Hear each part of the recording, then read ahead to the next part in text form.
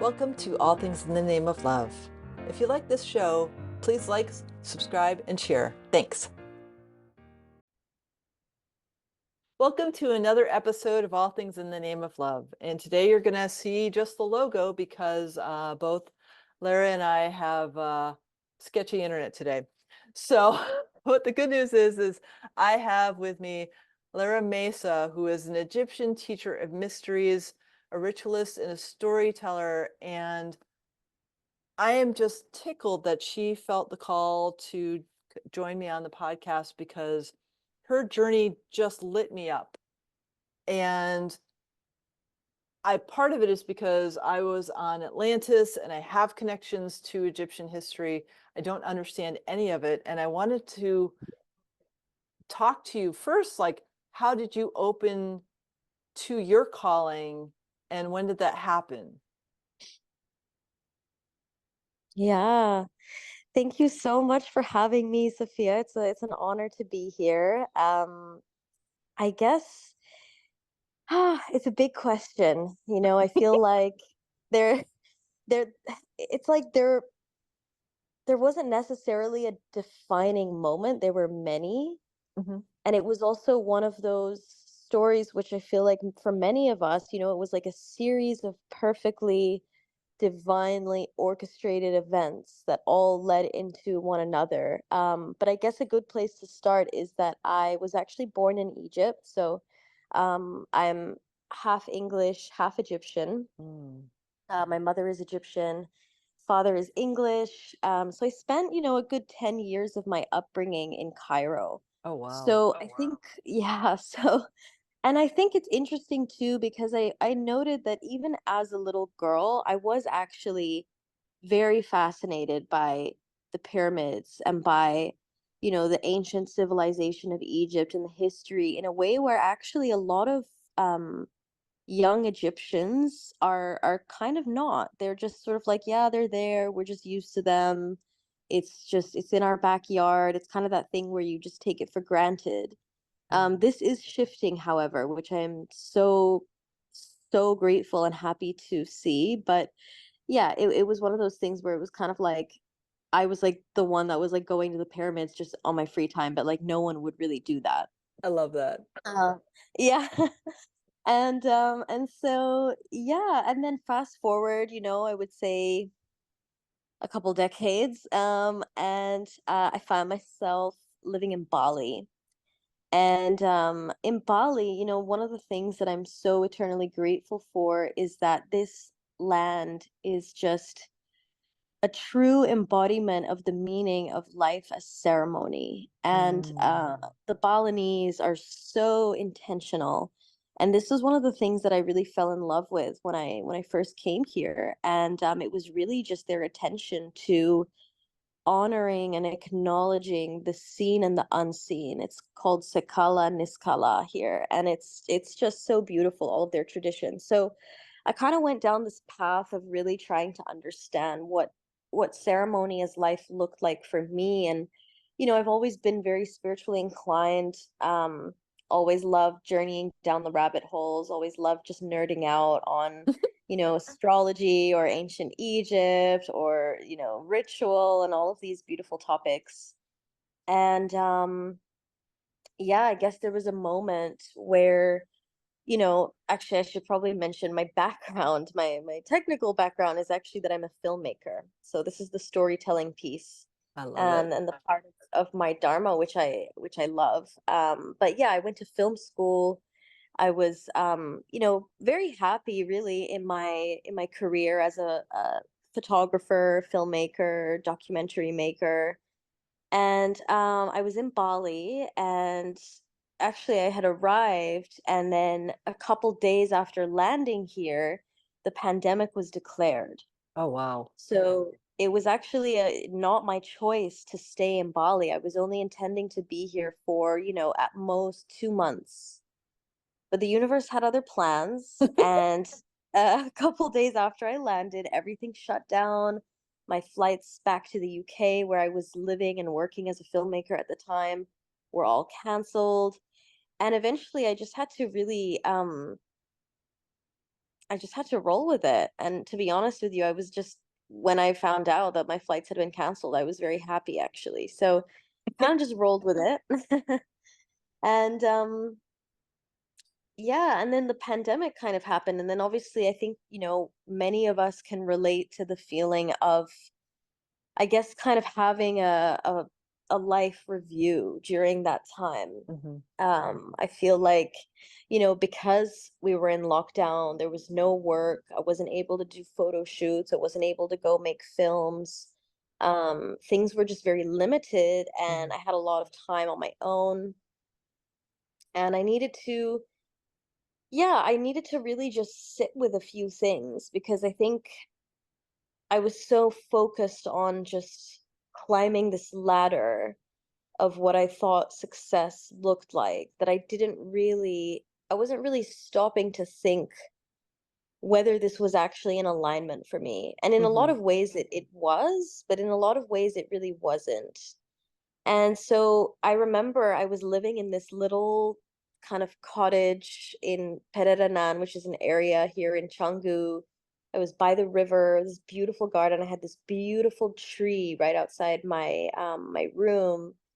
And I remember just going out and just sitting with this tree like Mm. every day for just days and days and days. I was actually kind of going through a bit of a depression. I really was feeling lost. I just felt like without my work, who was I? Like Mhm. I was like, where is my purpose gone? I had associated and identified so strongly with this identity of like being a Capricorn and being a go-getter and being like relatively successful in my field and doing big things. And you know it all kind of came crashing down, and I had to just really literally sit with it. And like all I could kind of muster up the strength to do for that period was literally just to go leave my bed and just sit by this tree, and Mm. I would just be in deep meditation or not. I would literally just sit there, not even meditate. I would just be, which was actually quite a new experience for me on Mm. some level.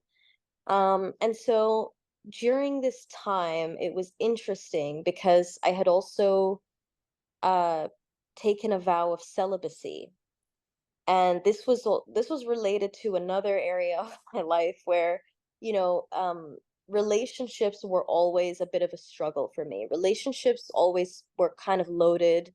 There was a lot of like soul contracts, lots of karmic relationships, lots of wounding, lots of heavy lessons. And I had just come out of another relationship that was again just a very heavy lesson. And so at that point, I had taken a vow of celibacy, and I was like, I don't want to engage or relate in that way until I am truly choosing myself and I'm truly loving myself. And it was so fascinating because almost to the day that I made that decision to take that vow of celibacy, I actually started to have some some of the most intense and profound lucid dreams that I've ever Mm. had in my life. And I've always had very strong dreams. I've always, that's Mm. a place where I would say like a lot of my work gets done. A lot of the kind of energetic spiritual work happens in the dream space for me. I receive a lot of messages, a lot of downloads there. But I didn't really know that at the time. Mhm. This was still I was still trying to understand what was going on. But one thing that continued to come up in these dreams was Egypt. And the message, I was continuously getting this message of you need to go to Egypt and do pilgrimage in your land. And Mm. this really freaked me out because at the time, we were all on lockdown. Uh, I was really happy to live in Bali. I didn't want to leave. I had made amazing friends. I was really afraid to leave Bali and then not be let in because I wasn't vaccinated, and they weren't letting anybody in that wasn't vaccinated. They were being very, very strict on that. I had a cat. Like I was like, what am I gonna do? Like all these things. So, yeah, I was in a lot of turmoil about it, and I had a lot of resistance, but these dreams were happening that were very much like trainings. Okay. where I don't know if you've experienced this, but it was like a full on like, I would be in this dream, I would become aware that I was lucid, and it was like I was being put in these scenarios, and my guides, who I couldn't actually see or hear, it was just all kind of telepathic communication, but like I understood or I received instructions to, for example, like I would be in a room and they would be like, feel the energy of everyone in this space and Hmm. tell us who is the person that is about to be violent, or things like that. It was Oh, like a lot of wow. like, yeah, it was like a lot of like building intuition, like practicing intuition, practicing like how to read the energy of a place. I would be like transported to all these different places around the world that I just didn't even know that it would be like an old cabin in like Japan with like overgrown, like trees and like almost like forestry around it. And it's this abandoned cabin in the woods. And they would be like, oh, what happened here? And I would have to tune into the energy, and then I would like have a vision of like a woman committing suicide there, and it was like really Wow. intense. Wow. And yeah, it was it was quite, yeah, it was pretty wild. So all of this was happening, and like Egypt's coming up, and then at the same time as all of this, I was feeling really called to the drum, to the shamanic drum in particular. I had a girlfriend who had a drum, and I was just always so drawn to it. And she was like, "Oh, you should go and make one. There's a place in Ubud you can go, and there's a workshop and all of this." And so I was like, amazing. I booked the workshop. I show up, and turns out everyone canceled. So it was literally just me Oh, and wow. this, yeah, it was me and this absolutely incredible couple, a Javanese man and his Italian wife. And they really were quite pivotal in my journey, because not only did I make the drum, and this guy is like a really, really powerful channel, Hmm. but I basically just received all of this beautiful confirmation about going to Egypt and you will be able to come back. And it was just one of those moments that I really needed from the universe, that really was just showing me, okay, like it's safe to make this decision. Mm. And there's a lot of other threads to this story, but I'll leave it at that. But essentially, what happened was I went back to Egypt and I did a pilgrimage. I did my own private pilgrimage, just me. And I went to pretty much every single temple, every sacred site, every Oh, wow. pyramid, like multiple times. I spent 4 months.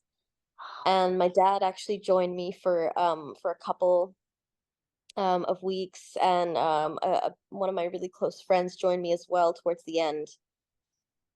And I really had no, yeah, there was no purpose behind it in a way. It was really just following a calling, and just being open to what was there and to what I Hmm. was ready to receive. There was no like intention behind it of like, yeah, just other than to just really just follow. Hmm. Hmm.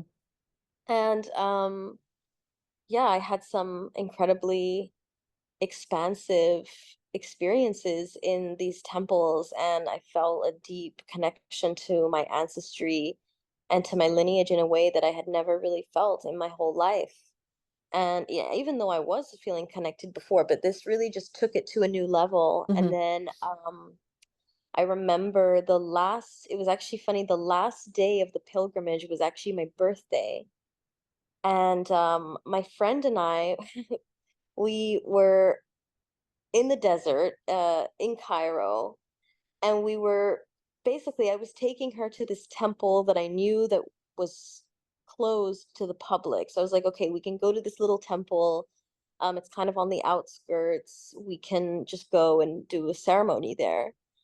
And so we get there, and the guard who normally lets me in wasn't there.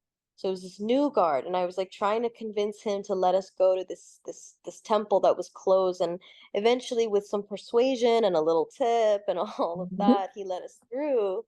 And so he walks with us, and we were literally walking through the desert. This is like on the outskirts of Cairo.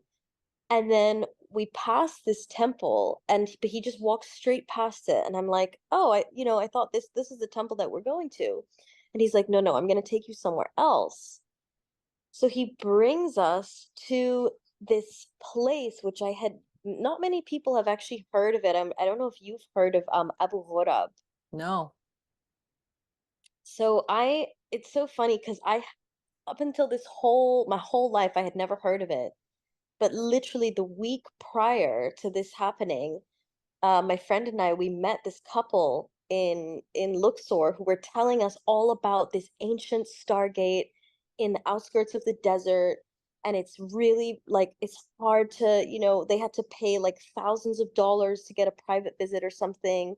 And it's not open to the public, but it's like truly like an alien landing ship in the desert. And it was like wild. Wow. And so and so we basically that's where he took us. Wow. He took us to this place, and it's actually what it looks like is it's about, I want to say maybe it's like around 4 meters by 4 meters. Okay. And it's this perfectly cut, like almost like laser cut platform, and it's made out of alabaster and quartz, and it's just sitting in the middle of the desert, and it's basically this beautiful circle in the very middle with the four directions and the cross quarters, so it kind of looks like this compass star, but it's also the oldest ritual offering table that we know of in the Wow. world. Wow. And it's in the middle of the desert. It truly looks like an alien landing pad. It's just so beautiful, and it's actually, in my opinion, it's some of the purest energy that I've ever felt in my entire life anywhere, Wow. which is Wow. quite a contrast for Egypt because the energy in Egypt can be very intense. But this Hmm. was like literally we sat there and we were able to put out some offerings and make a, little altar in the middle of it and meditate. And yeah, and it literally just felt like the angels were just there. And my friend just couldn't stop crying because just the energy was so beautiful and so pure. And we had this beautiful experience there, and I was just in so much gratitude. It was like, wow, this is the best birthday present I could have ever received. And later that evening we went to the hair salon to just get our hair done for my birthday dinner.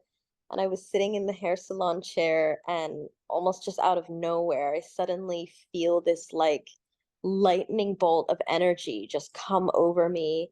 And in that moment I feel this command. It was literally like this booming kind of energy and this booming voice, and it basically just said very clearly, you will take people on the same journey that you took yourself on. You have to start right away in 2022. It's going to be called the Alchemy of Egypt, and the people who are meant to go with you have already been chosen. Wow. Ooh, I got chills. Yeah. And imagine me, filmmaker, photographer, very happy with my life. And I had never even held, so much as a women's circle or like a full moon circle. I mean, I do these things on my own. I have a Right. very deep spiritual practice alone, but I had never really shared that with anybody, Hmm. Hmm. And I was like, I received this message. I was like, are you sure this is for me? Like, what? I was very confused. And Yeah.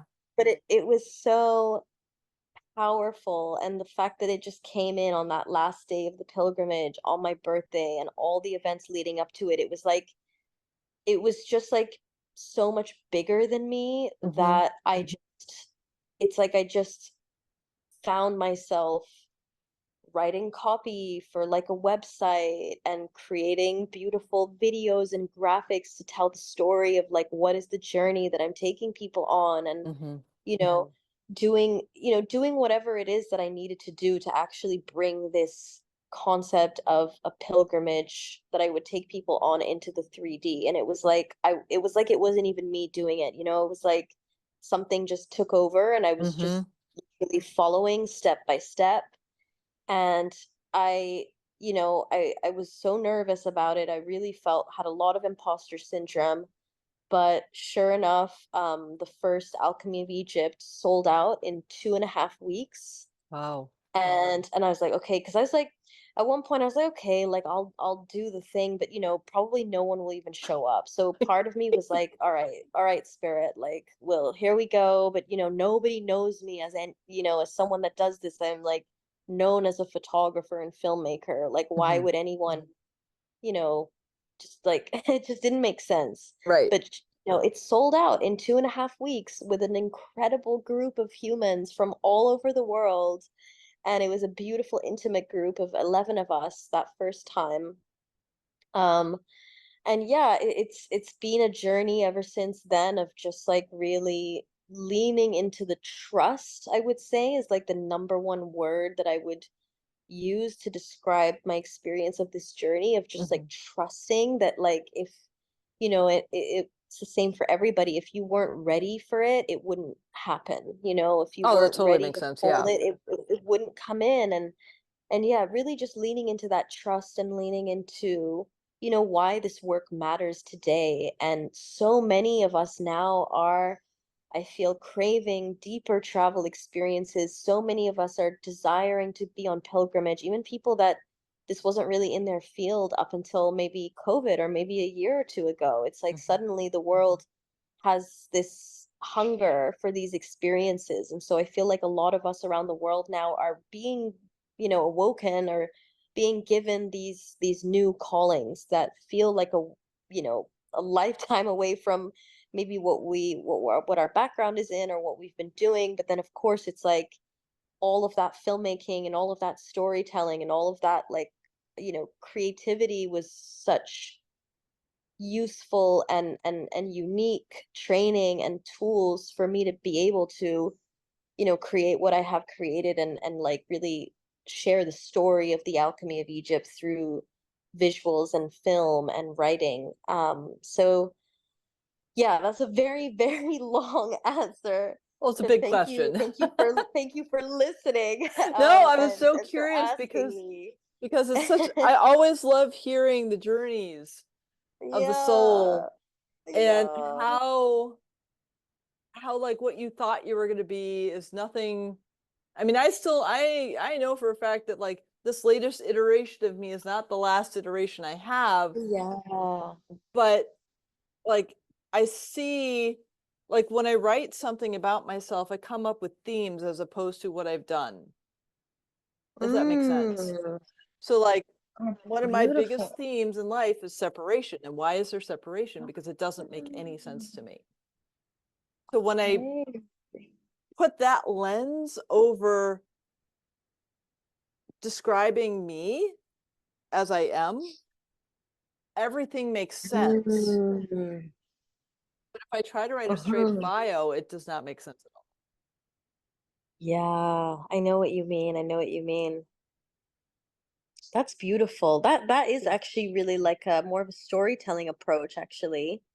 Well, Kind of like you're like the main character of your movie, and these are the themes that are gonna come up for this character, and these are some of the things they're gonna navigate, and you know, yeah, I love that. I love that thank you. approach. Thank you. Yeah, it feels better because trying to explain who I am is kind of unnecessary. Mm, yeah, Um, yeah. so yeah, I love your I love combining that you have combined your gifts of storytelling for this profound remembrance Mm, that we're going through right now. thank you. You're welcome. You're welcome. How have you fallen into deeper understandings of the keys that Egypt has for us in our remembrance process? Mm. Yeah, I mean it's a great question. I feel it's so funny because the way it started was very much this like 3D approach because Mhm. I am a very earthly being. Like Mhm. I'm very grounded. I feel I'm very practical. I'm very pragmatic and um so I think for me like my first step of like what I felt was the right way was really just to study Mm. and just to be a total nerd. And I mean I am a nerd. I love nerding out. I do I too. love reading. Yeah, I love it. I get so much joy out of it. And it just, Mhm. watching all the documentaries and reading books. I mean, there's so many phenomenal authors and historians and yeah, just people that are writing about Egypt that are offering very compelling narratives and really going way, way beyond what the mainstream narratives tell us about Egypt. Mhm. So that was kind of like the first way that I would say I really started to go deeper. I was like, okay, now that I'm doing this, like I was like, okay, and I think there was like a little bit of social programming here too. I was like, okay, I gotta like know all the things and I have to like show up a certain way. And I was just like trying to like be the best that I could and Right. like ordered all these books and but genuinely truly enjoyed reading them and enjoyed like taking all my little Mhm. notes and like highlighting stuff and everything. But then, there comes like a deeper layer, I think, where at a certain point it's almost like you have to abandon everything that you've learned. Like you Mhm. almost have to, yes, it's there and it's beautiful and it's such a helpful tool.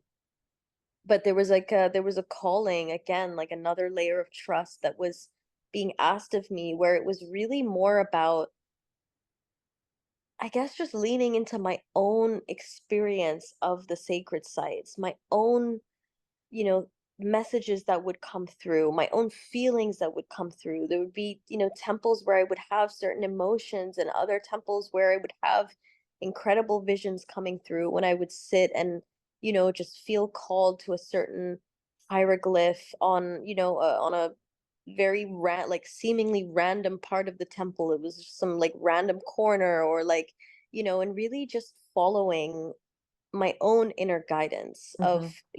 of what wants to be explored in a deeper way that is perhaps non-linear and it isn't Mhm. really um it's not really like anything that you can find in a book, right? Mhm.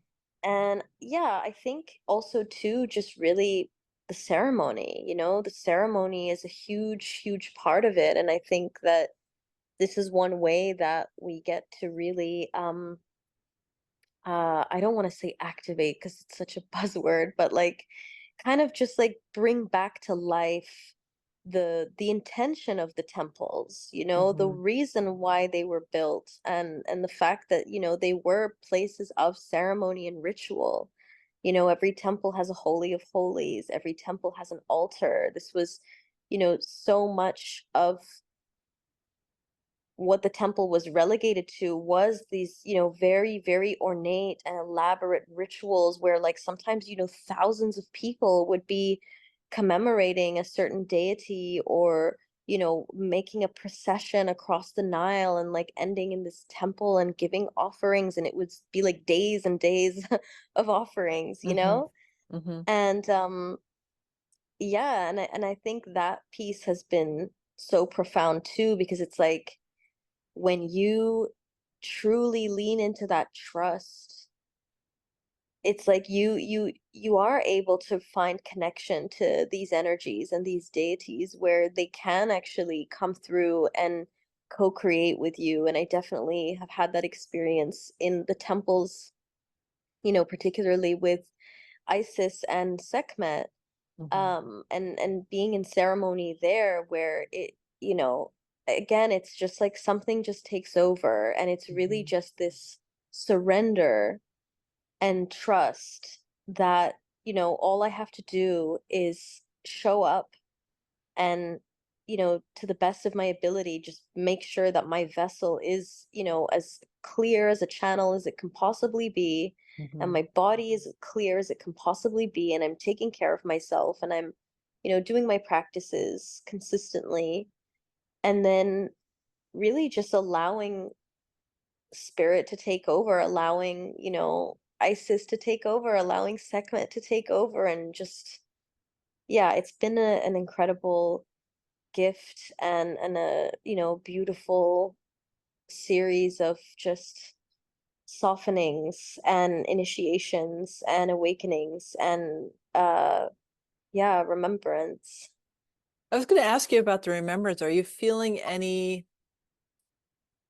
energies from other lifetimes coming in? It's an interesting one for me personally. I've had little, moments of it, but I can't say that I've had like a full on, past life regression or anything Mm-hmm. like that. Mm-hmm. Um, I definitely have tapped into some previous lifetimes in Egypt where I was actually a priest, Okay. um, which yeah was quite interesting. But again, it's just these little snippets and these Mm-hmm. little, visions that come through. But yeah, it's so interesting though, because it's like I remember this past year when I was in, it was actually in the Temple of Isis, and my friend and I, we were in, it's actually like there's a little chapel of Hathor in the Temple of Isis. And so we were there, and it was, sun was coming up, beautiful sunrise. And we're there in, we're kind of wearing these like white, almost like robes, really. And we were just like kind of dancing Oh, in this like cool. this little chapel. We were just moving, and Mm-hmm. and someone was taking photos of us, and it was so beautiful because it literally just felt like there was no timelines. It Mm-hmm. felt like there was just one timeline, and it wasn't even Mm. like I was in a past life, but it was more like I was, it's hard to explain, but it's almost like it was just like this is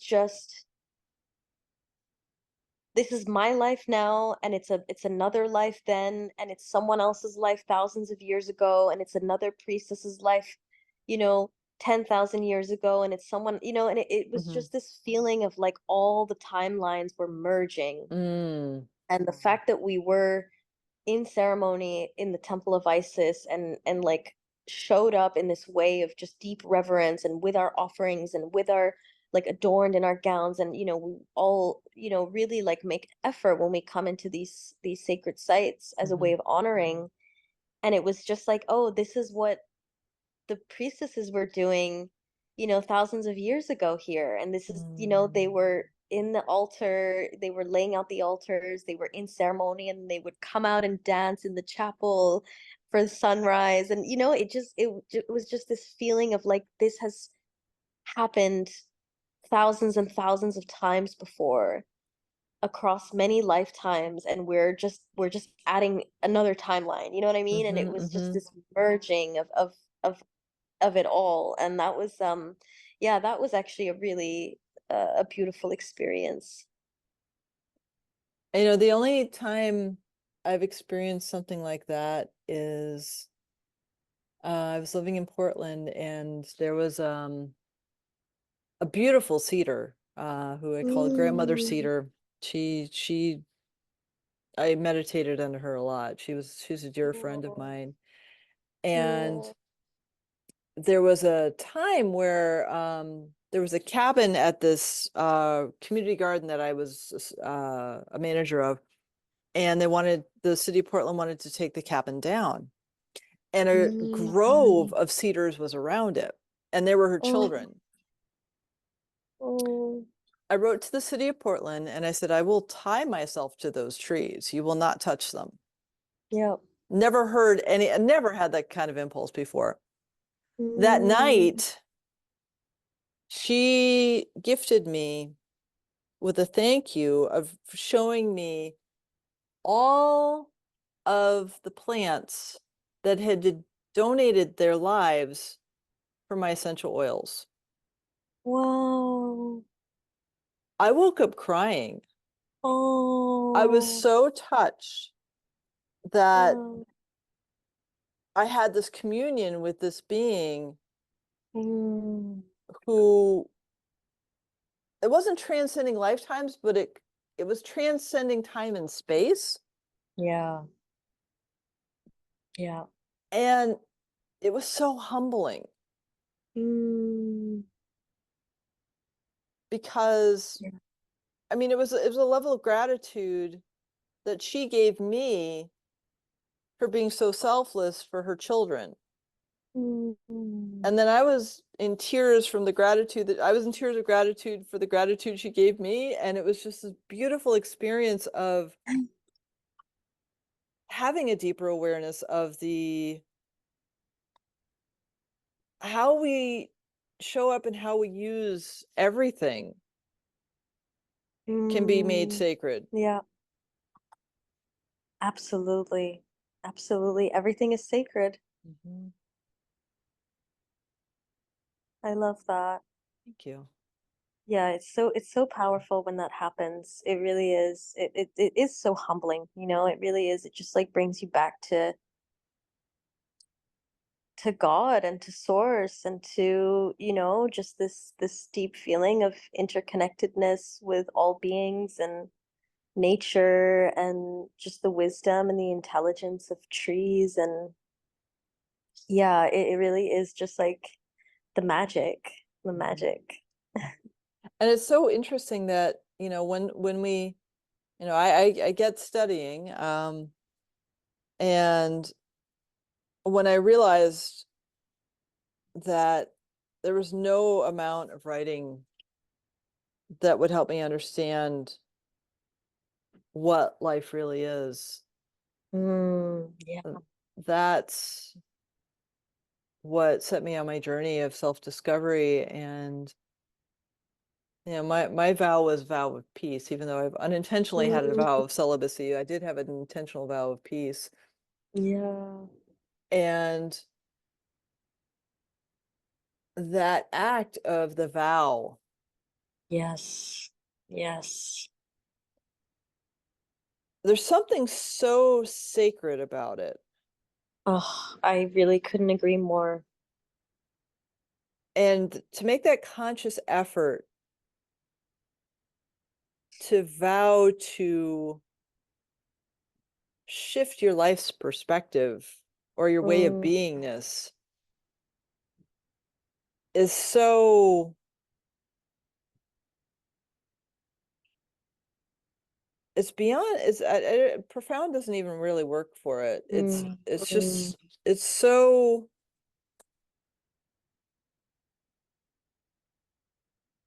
soul level transformation. Yeah. Yeah, that's what I'm feeling.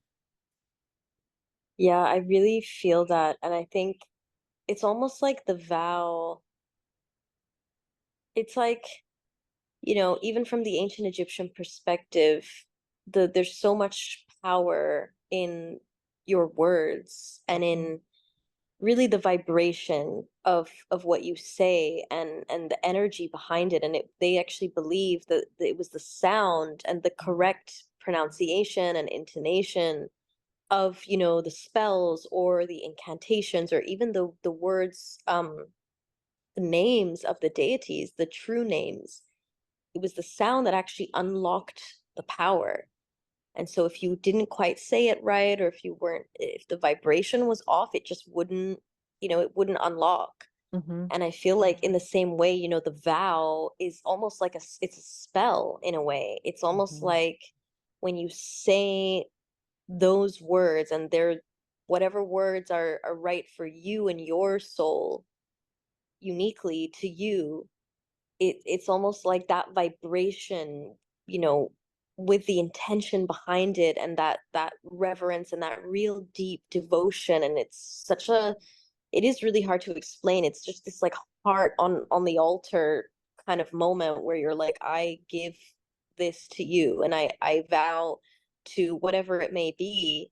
And it's almost like that expression, that spell, it almost like unlocks something in your DNA, or mhm, it's like it's that vibration. It actually, it to me it feels like it actually has like a very activating effect on mhm, like on a cellular level, really mhm, mhm, your own mission, you know. And then you kind of reach this new level of I guess commitment and honoring of the work that you were born here to do. And everybody's is different. We all have our different missions that we came in on, and our different role to play in this Mhm. journey of awakening and our collective evolution. Mhm. And yeah, I really do feel that I think the vow, or the oath, or this commitment, it's so powerful. And I love in the ancient times, in ancient Egypt. I'm not sure if you're familiar with the 42 ideals of Ma'at. Mm-mm. uh I'll send these to you Thank you. after this podcast. But they're, so the 42 ideals of Ma'at. So Ma'at is the goddess of justice and like balance, and she is literally the embodiment of cosmic law and Mm. cosmic truth and cosmic harmony. And essentially, the entire ancient Egyptian civilization was really built around her. It was like all about upholding the laws of Ma'at, the cosmic laws. And Ma'at is like the daughter of Ra.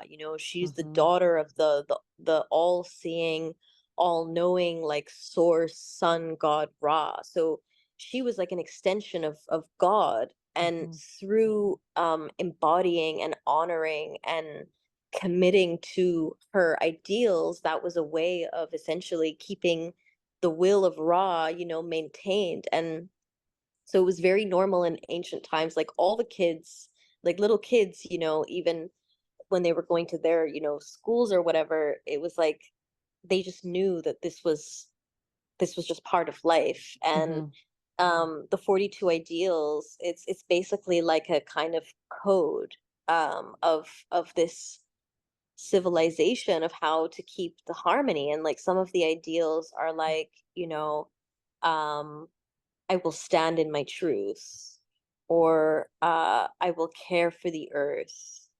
I keep the waters pure. I speak with good intent. I am open to all forms of love. Like these are the ideals, Mm. and it's they're so beautiful. And part of my practice actually is to recite them every morning. It's a beautiful, beautiful Wow. morning practice that you could do. And I Mhm. like to use mala beads with it as well for each of the ideals. And yeah, again, this it's like this repetition of this mantra of like saying these these commitments, Mhm. and yeah, it was a really core part of the ancient Egyptian civilization, because obviously we know the ancient Egyptians were so um aware of death and the process of death and the afterlife. And one of the really, I guess, most iconic I guess mythologies of ancient Egypt and the death rituals was the weighing of the heart. Mhm. And so what would actually happen is that it was believed that once the body would die, the soul would actually take this journey through the Duat, which is kind of the underworld. And it would have to pass through these 12 gates, and it would be confronted with all of these monsters and demons and these like three-headed snakes and all of these crazy kind of creatures. And they would have to pass through, and there were certain spells that they needed to say in order to pass the gates. And they actually had to name each of the monsters. They had to say the monster's correct name, and only then they would be admitted to the next gate, which is such a beautiful metaphor for like Wow. owning your shadow and Mhm. acknowledging your shadow, right? And just saying it. And so it's 12 gates for the 12 hours of the night. And then once they had passed the 12 gates, then they would be in the hall of Ma'at. And then what would happen there is the heart from the body would be there on the scales of justice, and it would be weighed against the feather of Ma'at, which is like the feather of justice. And this was like her feather was like part of her crown.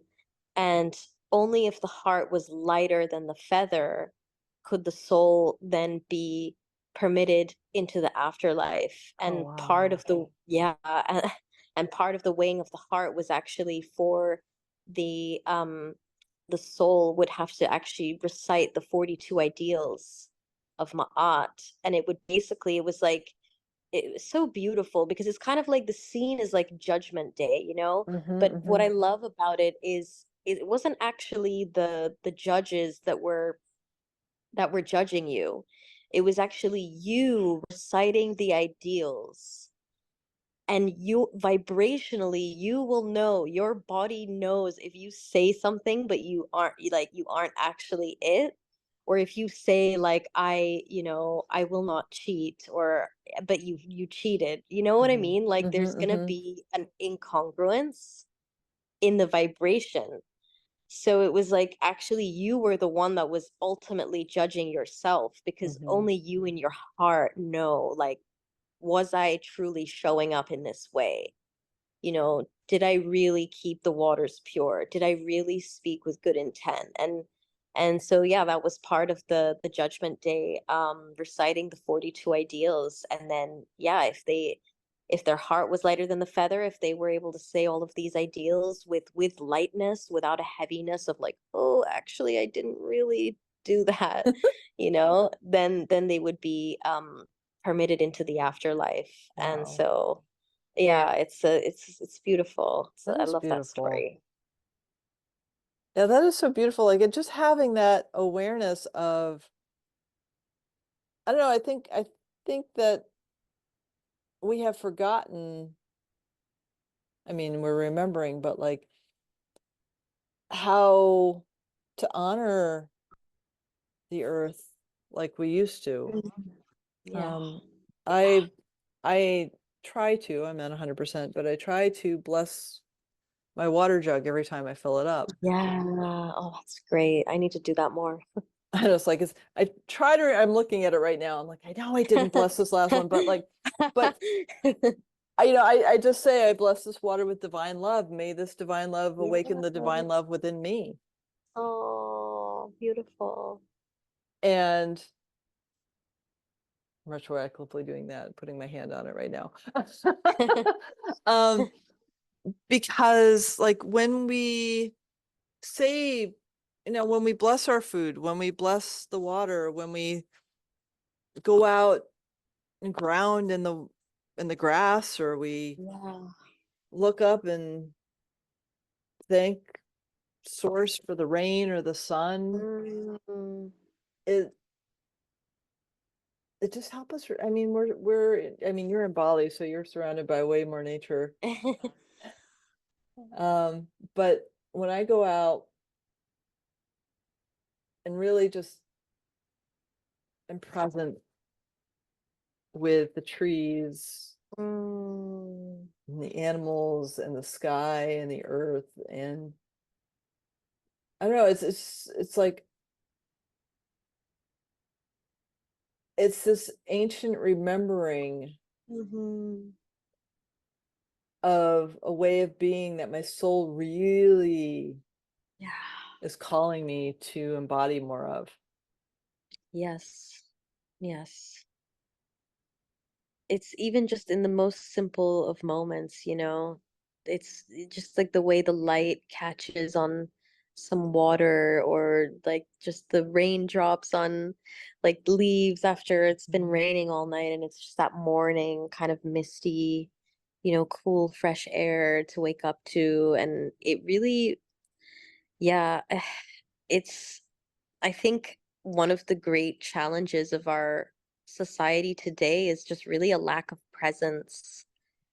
And, this is due to so many reasons. We have a lot of things going on in our lives. There's a lot of stress that can be coming up. There's, the technology, there's, phone addiction, there's this constant pressure to be doing things, or to be hustling, or to be getting things done, and, the never ending to do list. And I really love what Richard Rudd says, who's one of just the most incredible teachers who created the Gene Keys. Mhm. But he always says, a day without presence is a day without magic. Mhm.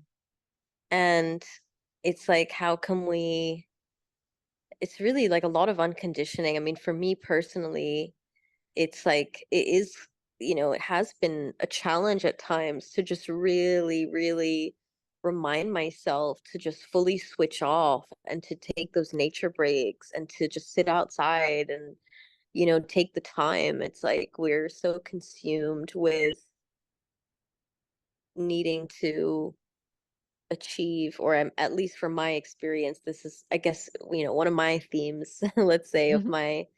my journey is like definitely presence and just really releasing the identity or this attachment to this identity that like my value is like coming from what I do as Right. opposed to how I be. Hmm. Hmm. I love shifting into beingness. Yes. Yes. I'm It, learning every day how to no, do this more. I am too, but like I love it because like the beingness allows me to play and explore and Yeah. stay in my innocence. Yes. Yes. And when we like, I typically don't know what I'm doing day to day. I write it down, but I don't look at it until the day. Mm, So I'm always mhm. surprised at what's going to happen. Yeah, yeah, that's it. It's a day of magic because Mhm.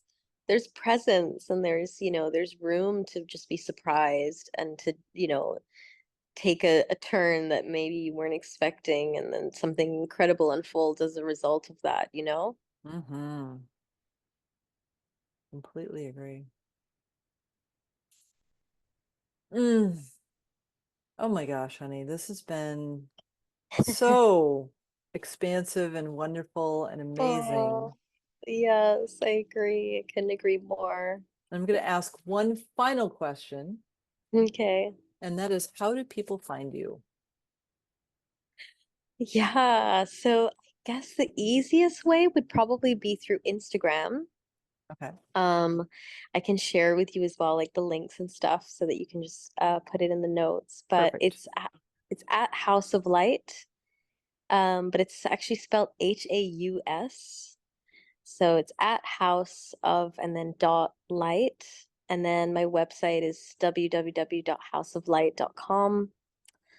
And yeah, this would be the easiest way. I also have my upcoming pilgrimage is happening in Mm, September 2024. So if any of your listeners are feeling the call to come back to Egypt and to, yeah, really just go on this journey, not as a tourist, but as a truth seeker, and, is feeling the call to visit these lands and connect with these lands in ceremony, ritual, and reverence. I am actually going to be opening the doors very soon for this next group.